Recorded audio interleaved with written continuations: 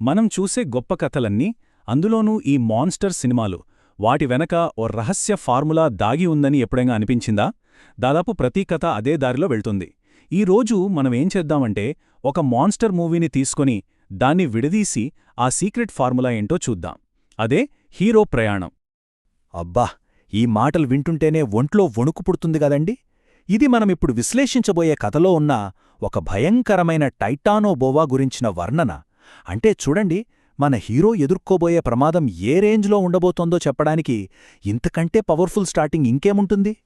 సరే, మరి ఎంత భయంకరమైన జంతువును ఎదుర్కోవాలంటే హీరో ఎలా ఉండాలి? ఏదో సూపర్ సోల్జర్ అయ్యుంటాడననుకుంటున్నారా?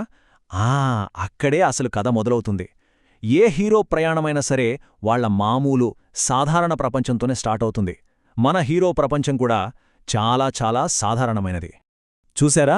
మన హీరో ఇతనే, మిస్టర్ లిన్, ఒక స్కూల్ టీచర్. అంటే ఆయన ప్రపంచమేంటి? పిల్లలకి పాఠాలు చెప్పడం, వాళ్లకోసం సరదాగా సైన్స్ పుస్తకాలు రాయడం. చాలా ప్రశాంతమైన, సౌమ్యమైన వ్యక్తి అన్నమాట. ఇప్పుడు చెప్పండి, రాబోయే ఆ భయానక సాహసానికి ఈయనకేమైనా సంబంధమున్నట్టు కనిపిస్తోందా? అస్సల్లేదు గదూ. మరి ఇంత సాధారణమైన, ప్రశాంతమైన మనిషి ఎందుకు తన ప్రాణాల్ని పణంగా పెట్టడానికి సిద్ధపడతాడు? కారణం ఇదే. తన కూతురు, బేబీ, పాపకి బోన్ క్యాన్సర్. తన భార్యను ఆల్రెడీ కాపాడుకోలేకపోయాననే బాధ అతన్ని ప్రతిక్షణం తినేస్తోంది. ఇప్పుడు తన కూతుర్ని కూడా కోల్పోవడానికి అతను సిద్ధంగా లేడు. చూడండి, ఒక హీరోని కదిలించాలంటే కారణం ఇంత బలంగా, ఇంత వ్యక్తిగతంగా ఉండాలి. సరిగ్గా ఇలాంటి టైంలో, అంటే తను పూర్తిగా నిస్సహాయ స్థితిలో ఉన్నప్పుడు, అతని జీవితంలోకి వాన్గ్యాంగ్ గ్రూప్ సీఈఓ మిస్టర్ క్యోంగ్ వస్తాడు.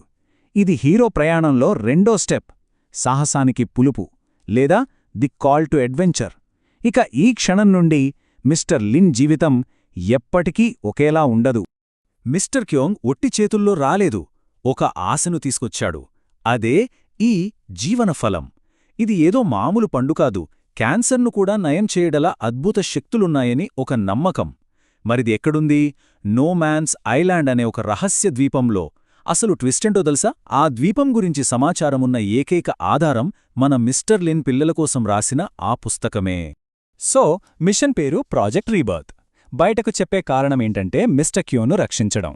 కాని మిస్టర్ లిన్ మనసులో ఇది తన కూతురిని రక్షించుకోవడానికి దొరికిన ఒకే ఒక్క చివరి అవకాశం. అందుకే అతను ఈ పిలుపునందుకుంటాడు. ఆ తెలియని భయంకరమైన ప్రపంచంలోకి అడుగు పెట్టడానికి సిద్ధపడతాడు. ఓకే, హీరో సాహసానికి సై అన్నాడు. కాని ఇలాంటి ప్రయాణాలు ఒంటరిగా చేయలేరు కదా. తన ప్రయాణంలో అతనికి కొత్తవాళ్లు పరిచయమవుతారు. అలాగే ఊహించని పరీక్షలు కూడా మొదలవుతాయి. ఇదిగోండి, ఈ యాత్రలో మిస్టర్ లిన్తో పాటు వెళ్తున్న టీం. ద్వీపం గురించి తెలిసిన ఎక్స్పర్ట్గా మనం మిస్టర్ లిన్, ప్రొటెక్షన్ కోసం ఒక స్క్వాడ్ కెప్టెన్, సైంటిఫిక్ హెల్ప్ కోసం క్యాన్సర్ రీసెర్చర్ మిస్ ల్యాండు, ఇక అందర్నీ మధ్యమధ్యంలో నవ్వించడానికి నేను చాలా హ్యాండ్సమ్ అని చెప్పుకునే జంతుశాస్త్ర నిపుణుడు సీకే. భలే ఉంది కదూ ఈ టీం. వాళ్లు ఆ ద్వీపానికి దగ్గరవుతున్న కొద్దీ వాళ్లను ఒక దట్టమైన పొగమంచు చుట్టుముట్టేస్తోంది. ఇది మామూలు పొగమంచు కాదు, ఇది ఒక సరిహద్దులాంటిది.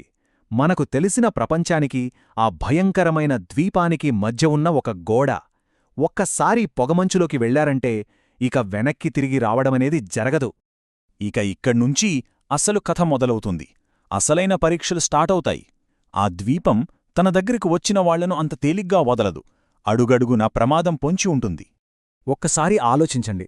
ఫస్ట్ నీళ్లల్లోంచి ఎగిరి మీదపడి దాడి చేసే మాంసాహార చేపలు. తర్వాత చూడ్డానికి చాలా అందంగా ఉండి పొరపాటున తాకితే చాలు బాంబుల్లా పేలిపోయే పండ్లు. అది అయిపోగానే టీంలోని ఒకరిని కళ్లముందే మింగేసిన ఒక భారీ అనకొండ. చూశారా? ఆ ద్వీపంలో ప్రమాదమనేది ఒకదాని తర్వాత ఒకటి అంతకంతకు పెరిగిపోతూ ఇంకా భయంకరంగా మారుతోంది. మరి మనం కథ మొదట్లో చూసిన ఆ ప్రశాంతమైన, సౌమ్యుడైన టీచర్ ఏమయ్యాడు?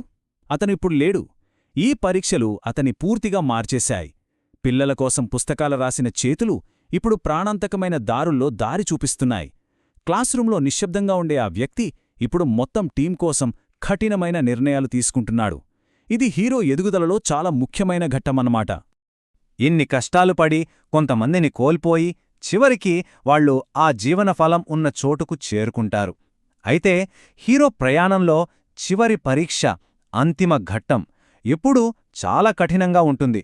అదే ఇప్పుడు వాళ్ల కోసం ఎదురుచూస్తోంది. చేపల దాడిని తట్టుకున్నారు, పేలిపోయే పండునుంచి తప్పించుకున్నారు, ఒక భారీ అనకొండను కూడా ఎదుర్కొన్నారు. సరే, మరి ఇంత అమూల్యమైన ఆ జీవన ఫలాన్ని కాపాడటానికి ఇంకేముండొచ్చు? ఆ మొదటి అనకొండ కంటే భయంకరమైనది ఏదైనా ఉంటుందా? అవును, ఉంది. ఈ ద్వీపం కథలన్నిటికీ అక్కడున్న భయానికంతటికీ మూలకారణం ఒక చరిత్రపూర్వ టైటానోబోవా.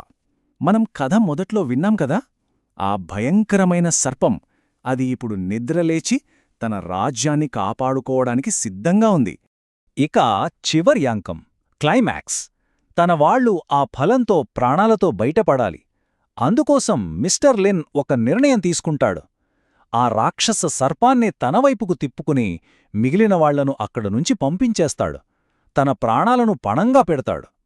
ఇక్కడే ఒక సాధారణ స్కూల్ టీచర్ ఒక నిజమైన హీరోగా తన ప్రయాణాన్ని పూర్తి చేస్తాడు. ఈ కథ మనల్ని ఒక లోతైన ప్రశ్నతో వదిలేస్తుంది. ప్రాణాలను కాపాడే ఒక బహుమతి కోసం ఇంకో ప్రాణాన్ని త్యాగం చేయాల్సి వస్తే ఆ త్యాగం విలువెంత? హీరో ప్రయాణం ఎప్పుడూ విజయంతోనే ముగియదు.